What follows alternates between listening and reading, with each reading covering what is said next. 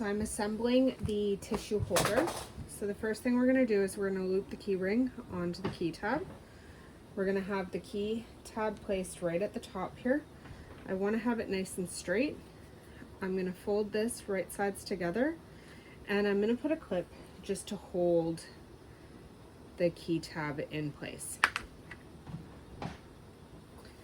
I'm going to take this over to the machine. I'm going to back tack at both ends, and I'm going to use no less than 2.5 stitch length across here.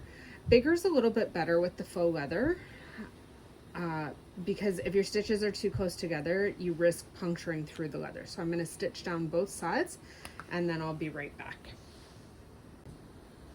So I've stitched at 1/8 of a seam allowance down both sides. I use the 2.5 stitch length. Now you want to be careful when you're turning this. The faux leather, depending on the type of leather and how old it is, can sometimes be a little bit funny on this turn. If you're using a fairly new one, it should be okay.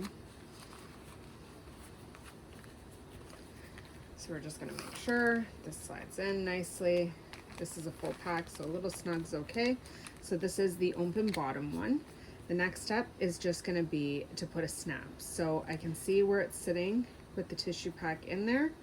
So I'm going to find my center point, and I'm going to put a snap right about there. I'm just going to get all my materials ready, and I'll be right back as I mark my placements for the snaps. Okay, so I have my tools set up here so that I'm going to punch the small hole using the triangle. I have measured my halfway point across, and I'm about 3/8 of an inch down. I'm about 3/8 of an inch down there, and I found my middle point on both sides. So the next step is to just go ahead and place my holes, and help if I get the tissue pack out of there.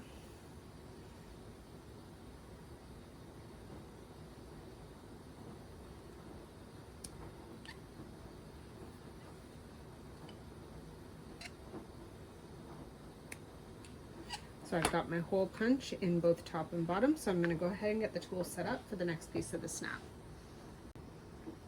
So I've got my pieces all ready here.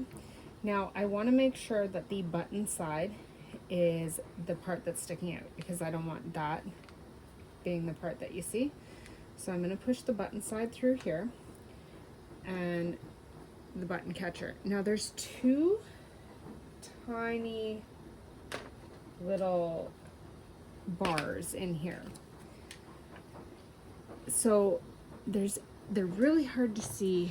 I don't know if you can see them on the camera. There's two little bars in here. So when I'm doing the snap and I'm using the tool to press it in, I have to make sure that this piece is not bending those bars in any way, or the snap won't clasp properly. So I'm going to do this part off camera so that I can get it really close and look at it, and then I'll show you after.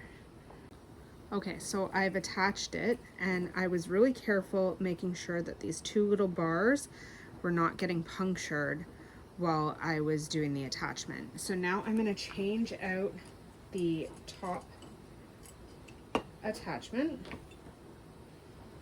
to the button part.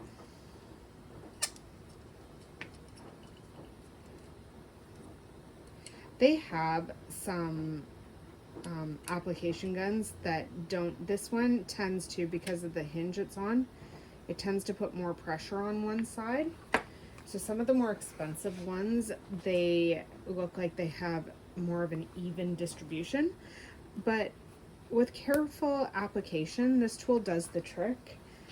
And I got this really cheap off Temu, so it does what I need it to. So now here I want the button closure to go in, so I've snapped the back through. I've got this, I've got my other attachment on,